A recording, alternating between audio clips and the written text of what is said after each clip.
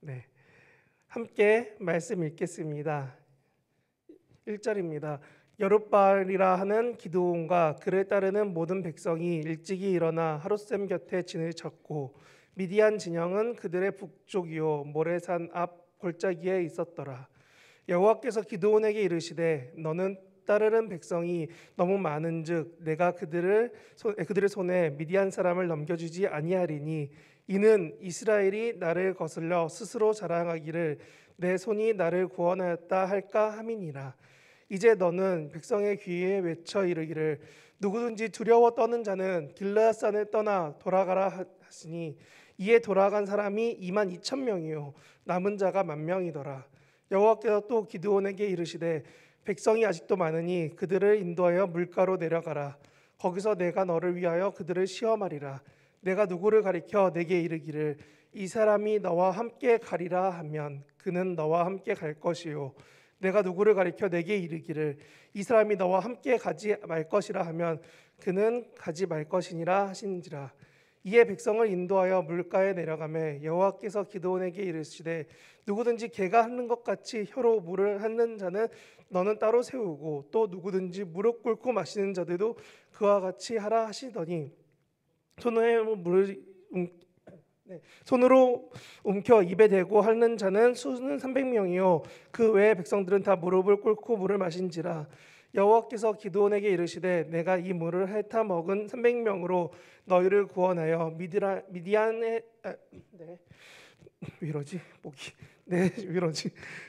내 손에 넘겨주리니 남은 백성은 각각 자기 처소로 돌아갈 것이니라 하시니 이에 백성이 양식과 나팔을 손에 든지라.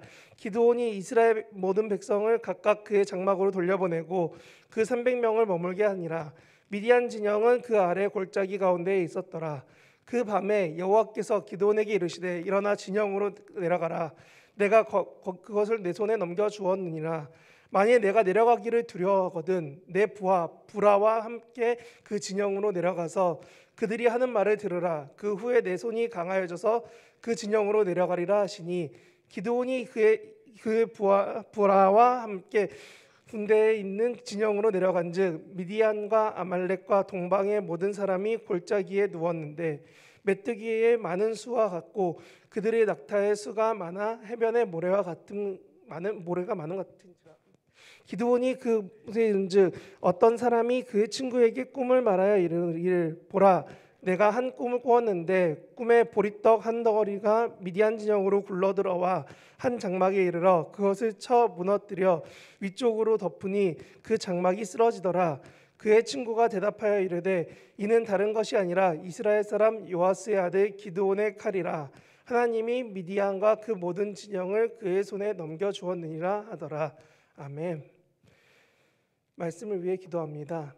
하나님, 우리가 이 말씀 가운데 무엇을 보고 무엇을 듣고 무엇을 생각해야 될지 알 수 있게 도와주시옵소서. 감사드리며 예수님 이름으로 기도합니다. 아멘.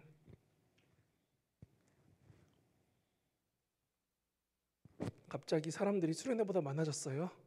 분명히 전에는 선생님들 말고는 없었는데 많아지니까 목사님이 점점 긴장을 하고 앞을 못 보고 있네요. 네, 이상하다. 이 인원에 놀랄 사람이 아닌데. 네, 오늘 먼저 기드온 설명부터 하려고 합니다. 오늘 나오는 기드온은 므낫세 지파 오불이라는 지역에서 활동하던 사람입니다. 여기까지는 그냥 우리가 아는 역사책에 나오는 누가 뭐 했어요 라는 의미인 거고, 여기에 중요한 건 이것입니다. 므낫세 그리고 이스라엘 사람들은 뭐하고 쓰냐면 농사를 짓던 사람들이에요. 그리고 지금 미디안 사람들이 와서 기드온과 그 많은 사람들을 공략하고 약탈하고 힘들게 하는데 이들이 뭐냐면 낙타 타고 와서 추수 때마다 와서 데리고 가져가는 거예요. 열심히 밀 베놓으면 밀 가져가고 보리 베놓으면 보리 가져가고 그런 식으로 약탈하는 유목민족이 미디안 및 여러 민족들이 있다고 오늘 본문에 나타납니다. 여러분이 만약에 열심히 농사를 지었는데 사과를 먹으려고 하면은 누가 와서 사과 내놔, 벼를 베면은 벼 내놔, 뭐 하면은 뭐 해내놔, 이런 식으로 계속 달라고 하면은 여러분 어떨까요? 와, 기쁘게 줄 수 있을까요? 여러분 먹을 것도 없는데 여러분 삶에서 다 뺏겨가면서까지 살 수 있을까요? 목사님이 그림으로 좀 준비해 왔어요. 자, 미디안 사람들이 저기 낙타를 타고 와서 가져가니까 사람들이 어떻게 하냐면은 숨어서 그것들을 태국하는 겁니다. 실제로 앞에서 태국하면은 다 뺏어가니까 나 그런 적 없어요 하고 거짓말 하려고 숨어서 태국을 하고 있는데, 오늘 기드온이 저게 뭐냐면 포도주를 짜는 틀이에요.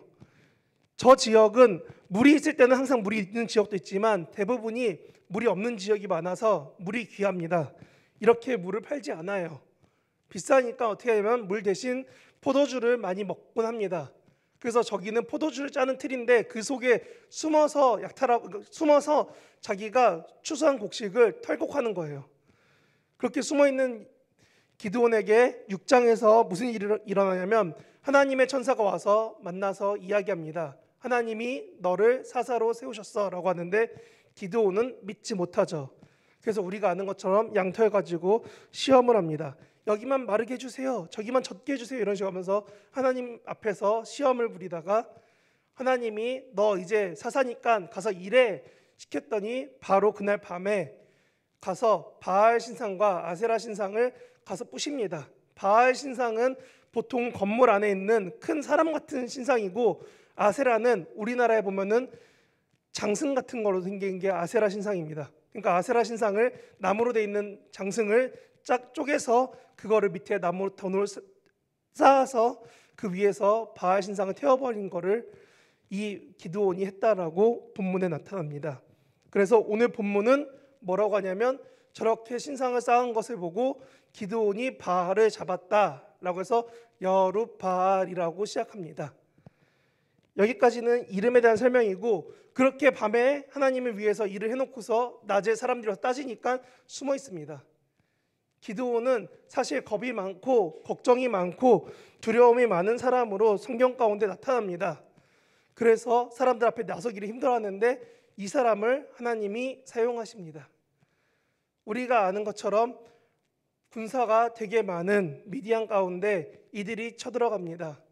그리고 오늘 본문에 나온 것처럼 물을 먹는 사람들을 갈라내고, 그리고 이렇게 적 진영에 들어가서 13절 14절에 있는 내용처럼 이야기를 듣고 와서 이제 전쟁을 하려고 하나님 음성을 듣고 전쟁하러 가서 이긴다는 내용이 기드온 이야기입니다.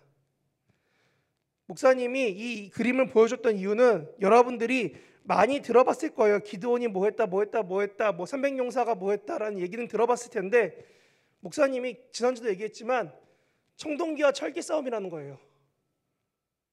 철기는 다윗이 사울을 피해서 도망 다닐 때 만났던 사람들 통해서 철기 기술자가 이스라엘에 들어왔다라고 사람들이 말합니다. 무슨 말이냐? 이 300명이나 이 전에 사람들이 싸울 때 썼던 철기는 그 적군들이 놓고 간 철기를 쓴다는 거예요. 자기네 기술력이 없어서 철이나 농기구를 갈려고 팔레스타인에 가서 직접 갈아와야 될 만큼 이스라엘은 철기 문명에 대한 기술력이 없었어요. 다룰 줄도 모르고 녹슬만은 쓸 수도 없는 나라인데 그 나라를 하나님이 도우셔서 철기 문명을 이기게 하신다는 겁니다. 그것도 어떻게 해요? 1대 다수인 300대 몇만인 사람들과 싸워서 이기게 하십니다. 그게 오늘 본문의 이야기입니다. 근데 우리는 이렇게 생각합니다. 타당하지 않다고, 합리적이지 않다라고 얘기합니다. 왜냐하면 우리는 모든 선택에 대해서 합리주의 혹은 타당성을 가지고 선택하라고 배웁니다. 여러분이 무언가 선택을 할 때 이거 할까 저거 할까 할 때 판단의 기준도 이게 옳은가 틀린가라고 말하면서 우리도 모르게 이게 합리적인가 아닌가를 따져봅니다. 사실 예수님도 비슷한 말씀하셨어요. 누가복음 14장에 보면 이렇게 써 있습니다. 망대를 세울 때인데 이게 가능한지 안 가능한지 미리 계산하지 않겠냐라고 누가복음에 나옵니다. 우리는 합리주의라는 것으로 너무나 생각을 하고 있지만 사실 이 말 뒤에는 이런 게 있습니다. 내 이해와 내 방법 안에서 우리에게 향하신 하나님을 기대하고 있다는 겁니다. 합리주의가 나쁜 게 아니라 우리가 어느 순간 합리주의라는 틀 안에서 너무나 자연스럽게 하나님도 합리주의적으로 움직이시겠지라고 생각하고 살아간다는 겁니다. 그러니까 무슨 일이 벌어지냐면 내 생각과 내 계획 안에 머무시면은 하나님은 타당한 분이고 안 그러면 하나님은 나쁜 하나님, 내 말을 안 들어주는 하나님, 내 기도를 들어주지 않는 하나님이 된다는 거예요. 목사님이 이 이야기를 왜 시작하냐면은 6장에 기드온이 이와 똑같은 행동을 합니다. 어떻게 하냐면 자기가 양을 키우고 있으니까 양털을 가져다가 이런 길 한가운데다가 놔둡니다. 그러고 천사가 왔는데, 주의 사자가 왔는데 와서 얘기합니다. 내가 정말 사사면은 요 양털만 젖고 주변이 마르게 해주세요. 그래서 그렇게 해줬더니 다시 와서 얘기합니다. 한 번으로는 내가 못 믿겠고 다시 한번 부탁하니까 이번에 양털만 마르고 옆에가 다 젖게 해주세요 라는 하나님의 사람을 가지고 시험하는 내용이 나옵니다. 우리도 어느 순간 나도 모르게 내가 흥분하거나 내가 너무 급하거나 내가 너무 좋아하는 것이 있거나 내가 어려운 상황이 쫓아진 거다, 여러 가지 내 상황 때문에 눈 앞에 있는 것만 바라보기 시작합니다. 평안히 깨어서 나가서 내 주변이나 내 상황을 바라보지 못하고 눈앞에 이것만 하고 달려갈 때가 있습니다. 그러면 어느 순간 나도 모르게 판단의 기준은 합리로, 그리고 그 판단을 위한 보편적 기준은 돈으로, 그리고 책임은 타인에게 전가하면서 이 책임 전가를 결국은 친구에게, 가족에게, 나중에는 하나님에게까지 전가하게 된다는 겁니다. 하나님 왜 그때 기도를 안 들어줘서 내가 이렇게 힘들잖아요 라고 말할 만큼 나도 모르게 내 생각과 내 예상에 벗어나는 하나님을 싫어하게 된다는 겁니다. 그렇게 기드온도 자기 예상에 벗어나는 판단, 왜 내가 사사죠? 왜 날 뽑으셨어요? 라는 그 판단 앞에서 하나님께 책임을 전가하는 겁니다. 내가 진짜 사사면은 이런 말도 안 되는 거 해결해 주세요. 내가 정말 사사면은 이런 거 한번 보여줘서 내가 할 수 있게 해주세요. 그렇게 요청하고 말하는 기드온 앞에서 하나님이 오늘 본문처럼 말씀하십니다. 너희가 이스라엘이 미디안을 이겼다는 말을 하지 않게 하기 위해서 내가 너희 숫자를 줄이겠다라고 말씀하십니다. 수를 넘는 놀라움이라는 것은 그런 것입니다. 자, 안 보이겠죠? 일로 가야지. 네, 저 가운데 한가운데 산 올라가는 쪽에 사람들이 있었어요. 미디안 군대가 밑에는 낙타가 있고 산지에는 자기네 텐트 치고 쉬고 있었어요. 근데 이스라엘이 어떻게 하냐면은 저 산지 뒤로 돌아가는 겁니다. 주변 산지에 올라가서 300명이 가서 항아리 깨트리고 횃불 켜고 소리 지르는 겁니다. 전쟁 났대! 하고 소리 지르는 겁니다. 그러니까 사람들이 갑자기 자다가 깨서 놀라니까 뭐지 하는데, 중요한 거는 이 당시에 미디안만 있던 게 아니라 세 나라 혹은 네 나라가 같이 있다 보니까 서로가 이게 적군인지 아군인지 모르는 상태로 모여 있는 거예요. 그래서 밤에 갑자기 사람들이 깨우니까 혼돈 가운데 서로가 서로를 죽이게 되는 전쟁을 하기 시작합니다. 이스라엘 백성은 그냥 산 위에서 소리만 질렀는데 그 사람들이 모여 있는 그 한가운데서는 서로 싸움을 하고 그 싸움에 패배를 해서 도망간다는 게 성경에 나오는, 아니 역사적인 기록 가운데 그렇게 나타납니다. 근데 중요한 건 뭐냐면 이스라엘이 있던 땅과 사이에 우리가 말하는 요단강이 있고 건너서 땅까지 있는데 건너편 땅은 높이가 700이 넘습니다. 강원도보다 높아요. 영동보다 높은 거예요. 우리가 보통 동해안에서 강원도 올라올 때 보면 산이 엄청 높잖아요. 그런 식으로 높은 산이 있는 게 요단강에서, 지금 요단강 동편 지역입니다. 갑작스럽게 높이 올라가는 길이고 서편도 그만큼 올라가지만 높이는 그렇게 높진 않습니다. 한 옆에는 서편은 500, 동편은 한 700 이상 되는 높이입니다. 왜 이렇게 말하냐면 사람들이 쳐들어왔다가 피해갖고 도망가는 길이 엄청난 골짜기를 피해 도망간다는 거예요. 무슨 말이냐? 이스라엘이 먹을 게 있으니까 사람들이 그 먹을 걸 뺏으려고 어렵고 힘들고 먼 길을 와서 약탈해 갔는데 그 약탈하는 애들이 다시금 도망가고 있다는 겁니다. 자기네가 왔던 길 그대로요. 아까 목사님이 얘기했던 말도 안 되는 사건이 이것입니다. 300명이 승리했다는 이야기가 아니라 300명으로 이기게 하신 이야기가 오늘 이야기하는 겁니다. 우리가 가장 쉽게 오해하는 한 가지, 300명이 이겼대, 다윗이 골리앗을 이겼대 라는 우리가 원하는 영웅물이 아니라 그 영웅을 만들어가는 하나님의 이야기가 있다는 겁니다. 300명으로 왜 이렇게 하셨는가를 볼 수 있어야 된다는 겁니다. 절대적으로 약자가 강자가 되게 해서 이기게 하시는 게 오늘 본문처럼 하나님의 이야기입니다. 기드온은 단지 적들 앞에 가서 소리 지르는 게 단데 그 소리 지르는 일 때문에 적들이 서로 혼돈 가운데 도망가다가 서로가 서로를 죽이고, 그리고 그 죽여가는 사람들을 쫓아만 갔더니 사람들이 꽤 많이 죽게 됐다는 게, 그리고 그것 때문에 전투를 이겼다는 게 오늘 본문의 이야기에 들어 있습니다. 개인 칼도 없고 물자도 제대로 있지 않던 이스라엘이 고작 300명으로 몇만이 넘는 군사를 이겨냅니다. 그것도 낙타까지 끌고 온 기병대를 말이죠. 하나님은 그렇게 이스라엘 가운데 이것을 보이길 원하셨습니다.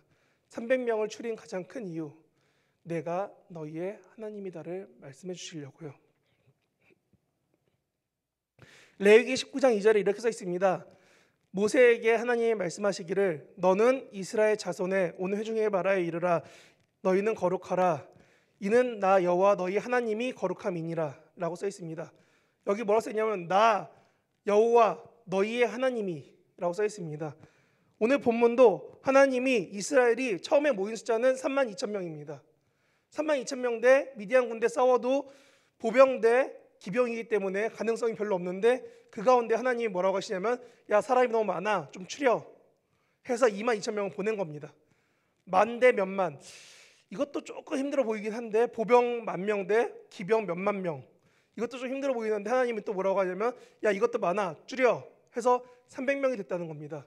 우리는 생각합니다. 300명이 1대 100이니까 1대 1000이니까 싸움을 잘했나 봐 라고 하는데 오늘 본문은 싸움을 잘한 게 아니라 하나님이 우리를 구원하신다는 것을 보여주는 본문이 된다는 겁니다.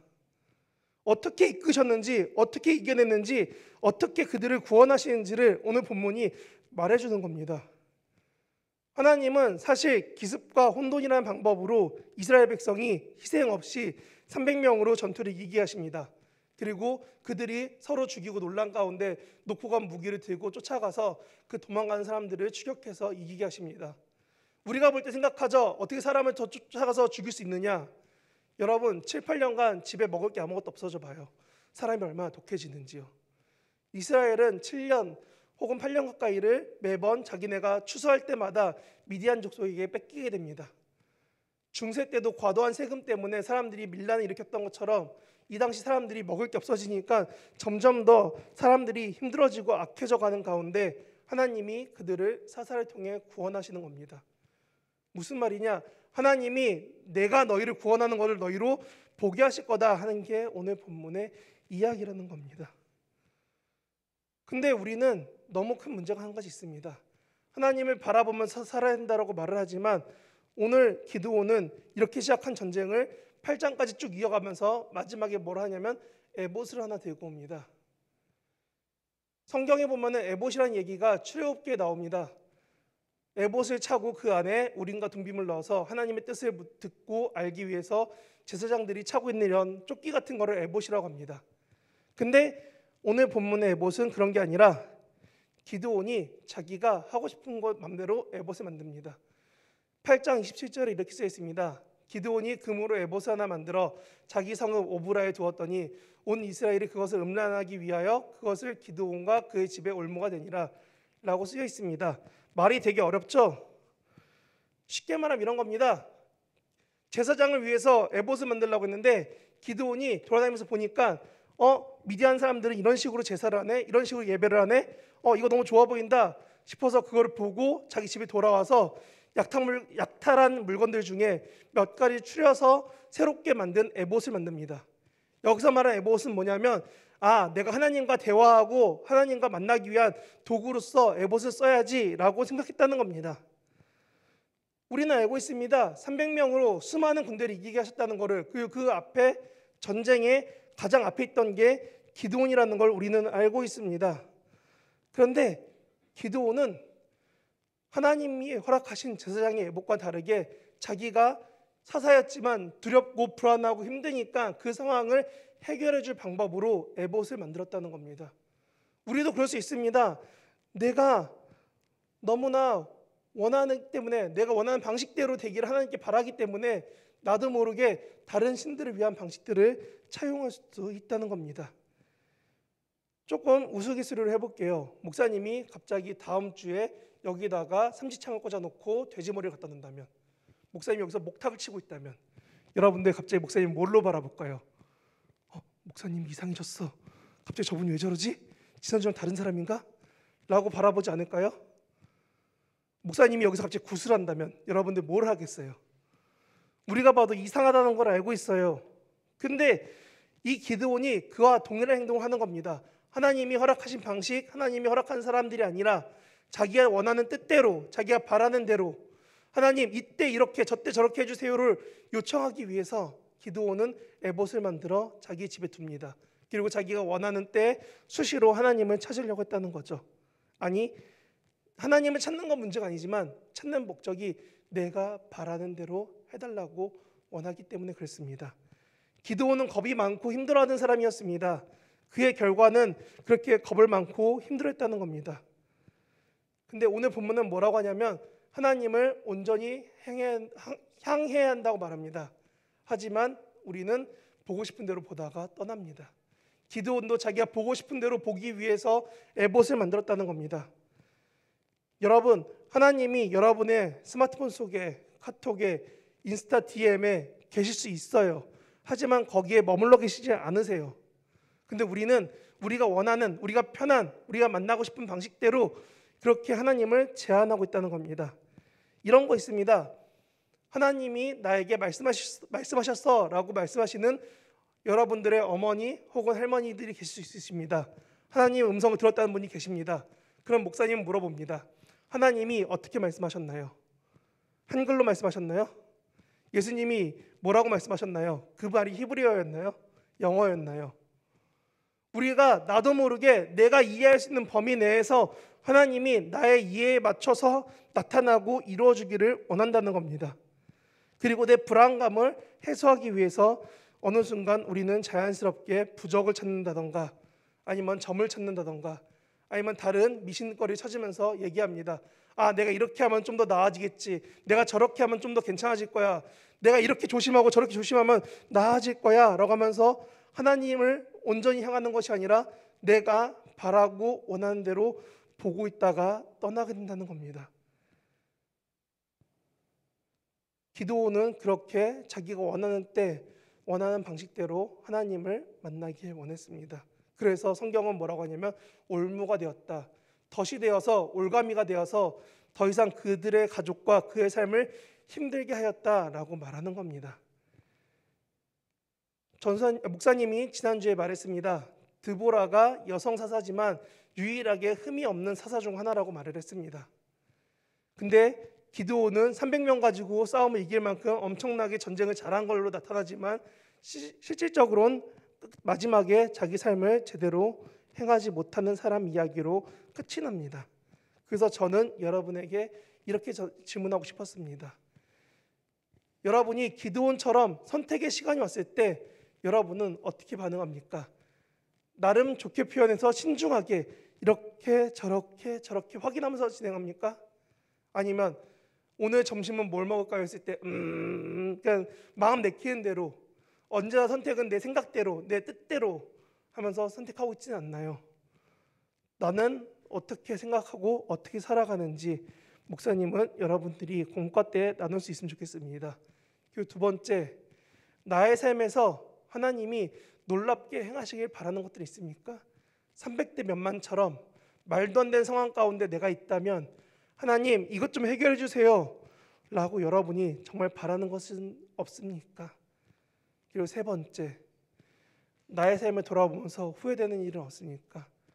목사님도 만약에 기드온처럼 하나님 앞에 뽑혔다면은 솔직히 두렵고 힘들 것 같아요. 몇만 명을 전쟁에서 이겼지만 막상 돌아오니까 사람들이 다 나만 바라보고 있는데 나는 소심한데 나한테 왜 이럴까?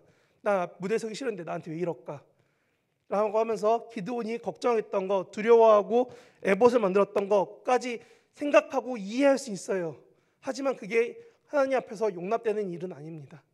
똑같습니다. 여러분 삶에서 후회되는 일을 했다면 혹시 어떤 거였나요? 그래서 지금은 그 후회되는 일을 어떻게 하고 있나요?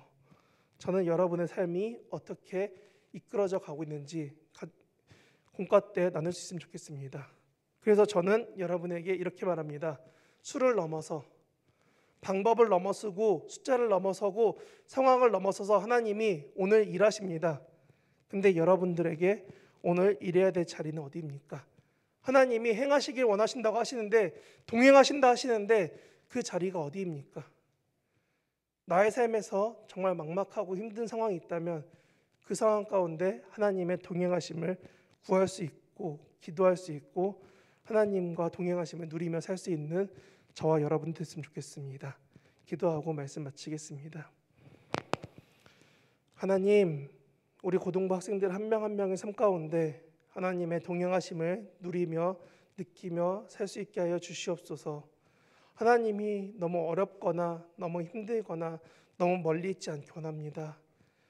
고단스럽고 힘든 이 상황 가운데 하나님이 속히 해결해 주시길 원합니다. 삶 가운데 두렵고 힘든 떨림보다 하나님을 마주하며 동행하며 기뻐하는 삶이 되기 원합니다. 이 상황도, 이 슬픔도, 이 어려움도 모두 다 변화시켜 하나님의 품으로 인도하여 주시옵소서. 감사드리며 예수님 이름으로 기도합니다. 아멘.